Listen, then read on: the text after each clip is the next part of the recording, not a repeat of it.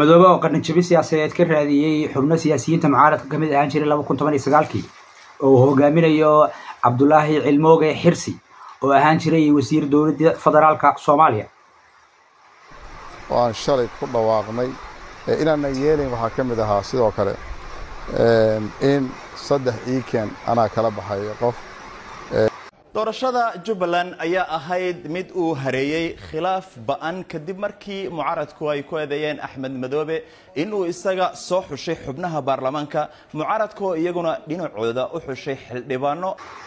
Axmed Madoobe waqtigu ka dhamaaday oo ciidamadii Itoobiyaanka sektarka lixaad ee ku sugnaa magaalada duleedka magaalada Kismaayo ama kontrolka magaalada Kismaayo oo ilaa iyo intii ay Kismaayo deganayeen waxa howlgal ah oo lagu beegsanaya cadawga aan ka fulin laakiin deganaa dalcada dhagax jibinta ama gurigii ma dhamaato guddoonsiiyay shahaado sharaf iyo abaalmarin lacageed taasoo ay mudnaayeen ciidamadii dalka u dhashay u dhaawacmay qaarkoodna u dhintay dhaawacna u keensanaysa iyo niyad jab ciidamadii dalka u dhaawacmay marka la abaalmariyo xubno aan dalka u dhalan wax howlgalla ay qabteen oo natiijo la taaban karana ayan jirin intii ay Kismaayo ku sugnaayeen haddii aan ku hormaro qodobka koobaad oo ah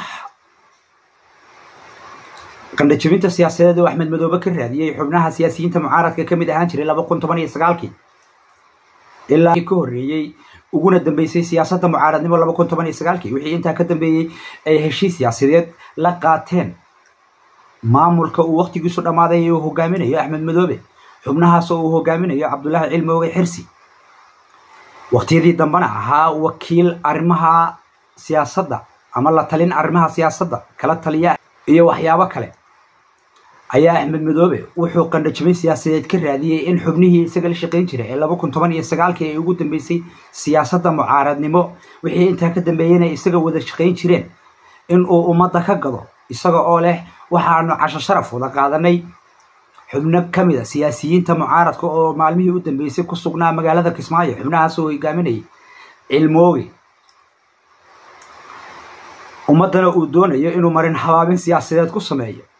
arrinkaas oo arkay in ay tahay qandajibin siyaasadeed waana waxba kama jiraan xubnahan uu ku tilmaamayo in ay kamid yihiin mucaaradka ama ay kamid ahaan jireen waqtigii ugu dambeysay Cilmooge xubinimada mucaaradnimo iyo xubnahan ku sugan sida aad codkiisa hore ugu soo maqasheen hadaladiisi waxa kamid ahaa horey qodobada aad u soo maqasheen ee uu ka hadlayay sida daraadeed Cilmooge waxa ugu dambeysay siyaasadda mucaaradnimo iyo xubnahan la socdaba 2019 dib isu doorashadii Axmed Madoobe ay isu doortay 2019 22 Agoosto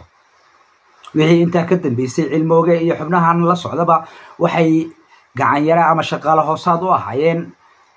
madaxweynahan waqtigiisu uu dhamaaday ee sifaha sharci darrada ku joogay 2019 22 Agoostana isku doortay sifa sharci darra oo ahayd saddex iikan mid aan kala bixin sida aan ku soo dhageysanay warbixintii BBC-da ay falanqeynaysay waxaan rabaa markay inaan ummadda Soomaaliyeed u cadeeyo Cilmooge iyo xubnaha la socday ee Axmed Madoobe leeyahay waxaan u sameeyay casho sharaf waxayna maalmahan ku sugnaayeen magaalada Kismaayo inaynan kamid ahayn xubnaha siyaasiyiinta mucaaradka uguna dambeysay siyaasadda mucaaradnimo 2019 wixii inta ka dambeysay inay ahaayeen xubno la shaqeeya siyaasadda fadhiidka ah ee uu hogaaminayo Axmed Madoobe sida daraadeed qofku waxa wanaagsan in ay ismaqlaan dhigtiisa iyo afkiisu Cilmooge wuxuu u hadlayay shalay sida maantana waxay ka dhigan tahay in uu qado u soo raadsaday Axmed Madoobe ummaduna ay indhaheeda inay ku aragto aan falanqeyn ugu sameeyay barnaamijkan in uu Cilmooge shalay markii uu sida lahaa wixii ka dambeysay ay heshiis wada qaateen Axmed Madoobe isaga iyo waliba xubnaha la socday ee uu leeyahay Axmed Madoobe mucaaradka kamid ahaayeen madaxweynaha waqtigiisu dhamaaday ee Jubbaland uu ahaa gacan yare ama la taliye dhinaca arrimaha siyaasadda iyo xiriirka caalamiga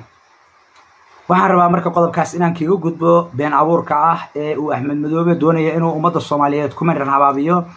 xubnahan uu maanta la kulmayna qodobadii ay ku wada hadleen waxa kamid ah hadii ay yihiin xubno isbedel doona ama raba in ay qabtaan jagada ugu sareysa ee Jubbaland qodobadii ay ka wada hadleen waxa kamid ahaa xubnahaas oo Axmed Madoobe maanta kula kulmay xarunta madaxtooyada ama casharafta ugu sameeyay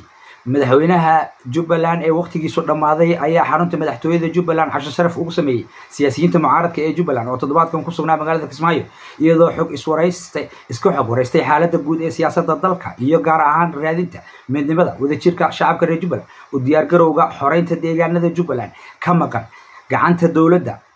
ayaa mid ahmiyad gaar ah la siiyay si looga miro dhaliyo dadaalada guud ahaan ee ka socda dalka loogana guuleysto kooxaha khawaariijta ee dhibaatada ba'an ku haya ummadda Soomaaliyeed 12 sano Axmed Madoobe Jubbaland gacanta ku hayay ama fadhigiisu ahaa magaalada Kismaayo oo hal control oo ka baxsan oo Axmed Madoobe soo xoreyn in maanta oo ku dhex gabado ama oo ku darsado ama uu yiraahdo waxa weeyaan la aragtibana isagoo 12 sano ee Jubbaland Kismaayo fadhiyay hal tuulo oo xoreeyay ay jirin sidaa daraadeed waa nasiib darro inteeda la eg xubnahan lagu magacaabay siyaasiyiinta isbedel doonka ama xubnaha siyaasiyiinta mucaaradka inay tahay been abuur ansar iyo raad midna toona lahayn waxaan rabaa qodobka labaad ee u gudbayo inuu yahay Axmed Madoobe oo xarunta madaxtooyada kula kulmay ciidamada ADMIS sektarka 6aad ee Ethiopia oo deganaa magaalada Kismaayo muddadii ay Jubbaland dhisnayd waxayna ka deganaayeen gurigii Madhamaato ama dalcadda dhagax jibinta controlka looga baxo magaalada Kismaayo marka loo socdo wadada aada Muqdisho sidaa daraadeed 12 intii ay dhisnayd Jubbaland ay deganaayeen Kismaayo ma jirto hawlgal ay qaadeen ciidamadaas oo lagu xoreeyay hal tuulo oo kamid ah tuulooyinka hoos yimaada Kismaayo waxay deganaayeen controlka magaalada looga baxo waxay ka guurayaan controlka magaalada looga baxo deeqsi ay ku sameeyeen cadowga ma jiro wuxuuna maanta guddoonsiiyay shahaado sharaf iyo lacag abaalmarin lacageed waxaa mudnaa halyeeyadii u dhaawacmay dalka la dagaalamay cadowga ku dhaawacmay Buulugudud ku dhaawacmay Baarsanguuni ku dhaawacmay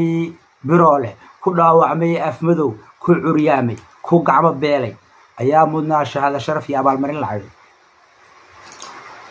marka aad dabacsan tahay in aad sharaf ka raadiso dalal daris ah waxaa kaaga qurux badan in aad dadkaaga sharaf ka raadiso waxay dhiirigelin u noqon lahayd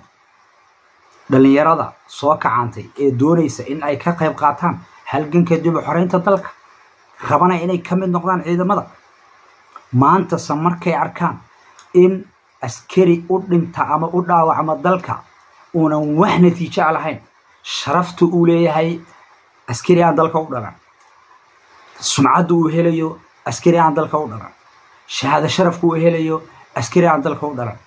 xuquuqna uu ku lahayn kii dalka u dhashay sidaa daraadeed waxaa halkaa ka cad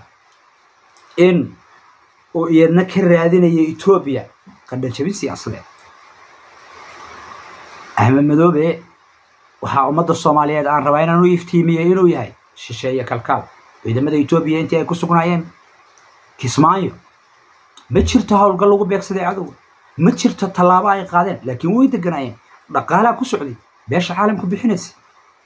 waxay sugayeen amnigooda oo kaliya waxay ilaashanayeen xerada ay deganaayeen oo kaliya oo controlka magaalada Kismaayo laga baxay laakiin natiijo ay dalka u soo hoyeen ama maanta hal degma ama hal tuulo oo la is oran kara way xoreeyeen ma jirto iyaga iyo kuwa Kenya Kismaayo waxa ka deganaa ciidamada Kenya iyo kuwa Ethiopian waxay deganaayeen ilaahay dhaqaalaha controlka iyo dekada iyo airportka oo boqolkiiba 50 dhaqaalaha ugu badan ay ka helayeen ay baawarta shacabka wax ka qaataan